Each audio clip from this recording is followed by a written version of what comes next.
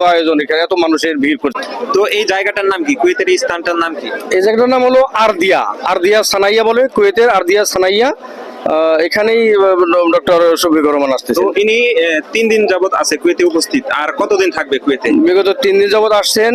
3 দিনই উনি সারাক্ষণই ব্যস্ত, বিভিন্ন সময় আমাদের বাংলাদেশিদের নেতৃবৃন্দের সাথে, তার ব্যবসায়ীদের সাথে এবং এদেশের ধর্ম মন্ত্রণালয় সহ উজারাতুল আওকাফের সাথে, বিভিন্ন মিনিস্ট্রিদের সাথে, বড় বড় কুয়েতি ব্যক্তিদের সাথে ওনার এই 2-3 দিন খুবই গুরুত্বপূর্ণ বৈঠক গেছেন এবং ওনারা সবাই অনেক প্রশ্ন করেছেন ওনাকে, এবং ওনাকে পেয়ে ওনারা খুব আনন্দ প্রকাশ করেছেন।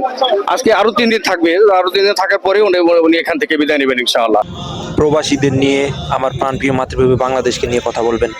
এত লোক গেট পর্যন্ত, কিছু লোক বাইরে, কিছু লোক ভিতরে, বসার দাঁড়ানোর কোনো জায়গা নাই, গরমে অবস্থা সবার শেষ।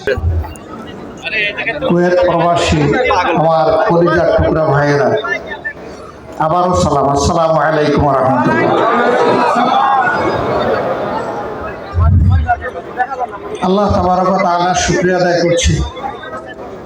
আল্লাহ তাআলা বাংলাদেশের মানুষের জন্য গত বছরের 5ই আগস্ট স্বস্তি এবং মুক্তি এনে দিয়েছেন, আলহামদুলিল্লাহ। আলহামদুলিল্লাহ।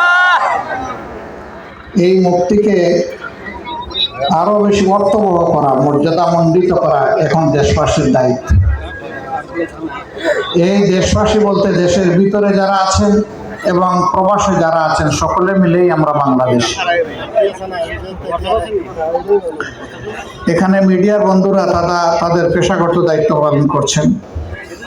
আমি আল্লাহর বান্দাদেরকে অনুরোধ করব, পিছন থেকে আপনারা তাদেরকে মহব্বত করবেন, কষ্ট দেবেন না। আমি জানি, আসার পথে এখানে দেখে এসেছি যে পরিমাণ মানুষ এখানে ভিতরে আছেন তার চেয়ে বেশি মানুষ বাইরে আছে। আয়োজকরা এটা ইচ্ছা করে করেননি, তাদের শত আন্তরিক চেষ্টা থাকা সত্ত্বেও এর চেয়ে ভালো কোনো আয়োজন তারা করতে পারেননি। আল্লাহ তাআলা আপনাদের এই ত্যাগ, এই কষ্টের দিন প্রোগ্রাম শেষে সবাই শুধু একটু হার মেলানোর জন্য প্রিয় মানুষটাকে এক পলক কাছ থেকে দেখাতে চাই, কিন্তু এত ঠেলাঠেলির মধ্যে বন্ধুরা কষ্ট করতেছে। এই তো দেখা পাইলাম না বন্ধুরা। মানুষের জনপিতা অর্জন করতে হলে ভাই আল্লাহর পথে, আল্লাহ দেখানোর পথে সবাইকে চলতে হবে, তাহলে আল্লাহ ভালো করবে। এবং টিম এদিকে